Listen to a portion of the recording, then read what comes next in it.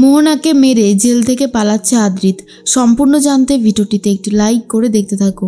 গল্পে শুরুতেই দেখা যায় আদ্রিতকে দেখে সন্দেহ করতে থাকে শুভলক্ষ্মী। আর হবে নাই বা কেন, কারণ এটা তো আদ্রিত নয়, এটা হলো তুফান, যাকে দেখতে হুবহু আদ্রিতের মতোই। এর মধ্যেই সেবন্তী বলে ছেলেটার যে কি হয়েছে বুঝতে পারছি না।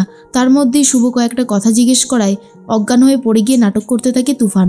আর তারপর সবাই মিলে তাকে ধরে ধরে নিয়ে যাচ্ছে। সেবন্তী বলে, দেখ শুভ, তুই আমার ছেলেটাকে অনেক প্রশ্ন করেছিস, এখন আর কোনো প্রশ্ন করবি না। এখন ওকে একটু আলাদা থাকতে দে, বুঝতে পেরেছিস? ওর ওপর থেকে অনেক ঝড়ঝাপটা যাচ্ছে। তখন ঠাম্মিও সেই একই কথাই বলতে থাকে। এর মধ্যেই তুফান ভাবে বেবি ডল তো একদম ঠিক কথাই বলেছে, এইটা ভালো হয়েছে। আমি সব কিছুতেই এবারে অজ্ঞান হয়ে যাওয়ার নাটক করব, তাহলে তো আর কোনো সমস্যার সম্মুখীন হতেই হবে না আমাকে। সব কিছু থেকে আমরা বেঁচে যাব।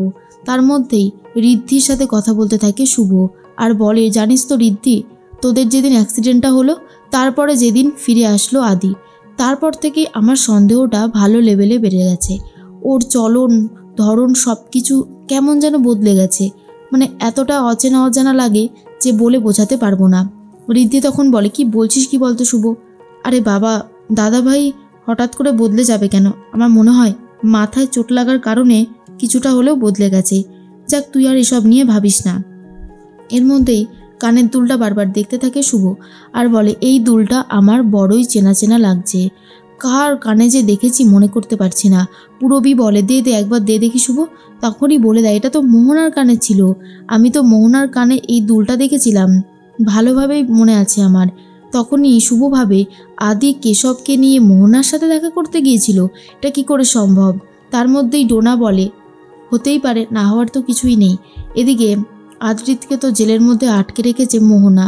তার মধ্যেই নিজে খুব খারাপভাবে তাকাতে থাকে আদ্রিতের দিকে। আদ্রিত চিৎকার করে করে বলতে থাকে, আমাকে এখান থেকে ছেড়ে দাও, আমাকে মুক্তি দাও, আমি আমার বাড়ি ফিরে যেতে চাই, আমি আমার স্ত্রী আর সন্তানের কাছে ফিরতে চাই।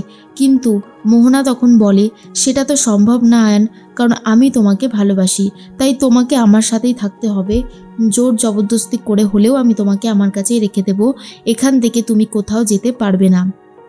তখনই আদ্রিত বলে, তুমি বাড়াবাড়ি করছো, যখন তোমার এই কুকীর্তি সবার সামনে আসবে তখন তুমি পারবে তো নিজেকে আটকাতে? আমিও দেখতে চাই তুমি নিজেকে কিভাবে আটকাতে পারো। এর মধ্যেই আদ্রিত জোর করে মোহনাকে মারধর দিয়ে সেখান থেকে বেরোতে চায়, কিন্তু মোহনা এমন একটা ইঞ্জেকশন দিয়ে দেয় আদিকে যে আদি আর উঠে দাঁড়াতে পারে না, তার ক্ষমতাটা একদমই হয় না। তখনই মোহনা বলে, আমি দেখতে চাইছিলাম আয়ান তুমি কি করে রিয়াক্ট করতে পারো আর কি বা করতে পারো। যাই হোক, সেটা তো আমি দেখেই নিলাম যে তুমি কি করতে পারো, কিন্তু একটা কথা জেনে রাখো, আমার কাছ থেকে তোমার মুক্তি এত সহজে হবে না। কিছুতেই তুমি আমার কাছ থেকে মুক্তি পাবে না। তোমাকে আটকে রাখার জন্য আমার যা যা করণীয় আমি সবটাই করব, তুমি চাইলেও আমাকে আটকাতে পারবে না। এরপরে আদি ভাবে, শুভ তুমি কবে আমাকে এখান থেকে নিয়ে যাবে? তোমাকে ছাড়া আমি যে একটুও ভালো নেই, আমার যে অনেক কষ্ট হচ্ছে। এর মধ্যেই শুভলক্ষ্মী সকাল হতে কেশবকে খাওয়াতে থাকে, আর এই কেশব তুফানের স্টাইলে কিছু কথা শিখে গেছে। তখনই শুভলক্ষ্মীর সামনে কেশব সেগুলো বলতে থাকে। শুভলক্ষ্মী বলে, এই তুই এসব কথা কোথা থেকে শিখেছিস? তুফান আসলে তুফানকে দেখিয়ে দেয়। এরপর কেশবকে দেখে ভয় পেতে শুরু করে।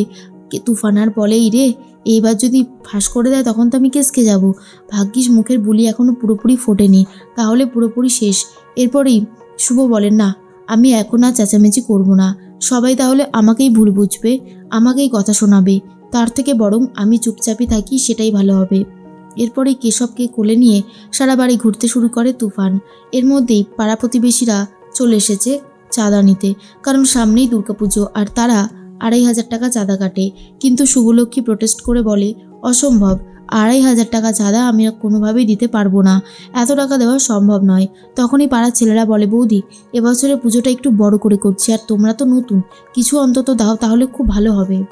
কিন্তু পুলক বলে, এবারে আমাদের অবস্থা অতটাও সচ্ছল নয়, ঠিক আছে আমরা অনেক কমই দিতে পারবো, কিন্তু সামনের বছর আমরা অনেক বেশি কিছু দেবো, ঠিক আছে?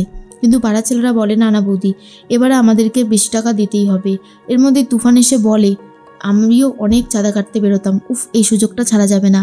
এরপরে আদ্রিত মানে তুফান বলে, আমি কি বলছি 2500 না, তোমরা বরং 3001 টাকা চাঁদা কাটো, সেটাই ভালো হবে। তখনই অবাক হয়ে গেছে ঋদ্ধি, শুভ, পুলক আর বলে, এই আদি কি বলছিসটা কি? তোর কি পুরোপুরি মাথাটা খারাপ হয়ে গেছে? তখনই আদি বলে, আরে মাথা খারাপ হতে যাবে কেন, যা সত্যি সেটাই তো বললাম। আরে একটা পুজো করতে গেলে অনেক টাকার দরকার হয়, আর এইটুকু টাকা চাঁদা দিলে কি করে হবে? পুজোর বাসটাও কেনা যাবে না। না না, যেটা বলছি সেটা শোনো, তোমরা আর আপত্তি করো না, 3001 টাকা দিয়ে দাও। এর মধ্যেই সমিত বলে, মনে হচ্ছে বর্দা ভাইয়ের মাথাটা পুরোপুরি খারাপ হয়ে গেছে, না হলে কি কেউ এরকম বলতে পারে? নিজেদের ঘর থেকে টাকা বার করার জন্য উঠে পড়ে লেগেছে। শুভ তখন বলে, দেখুন আমরা এত টাকা দিতে পারবো না, আপনারা সব জায়গায় চাঁদা তুলুন, তারপর যেটুকু বাকি থাকে আমরা বুঝে শুনে সেরকম একটা অ্যামাউন্ট দিয়ে দেবো।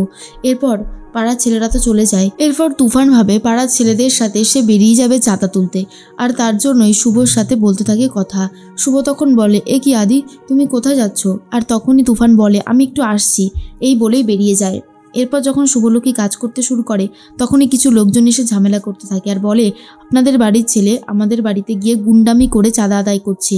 আর এটা শোনার পর তো সবাই অবাক হয়েছে আর বলে, সে কি এইরকমভাবে চাঁদা আদায় করছে আদি? ও গুন্ডামি করবে? এটা তো আমরা ভাবতেই পারছি না। এরপরে শুভলক্ষ্মীর সন্দেহ আরও বাড়তে থাকে, কারণ আদি কখনো গুন্ডামি করতে পারে না। তাহলে আদির বেশে কে রয়েছে ছদ্মবেশ নিয়ে, এটাই ভাবছিল শুভ।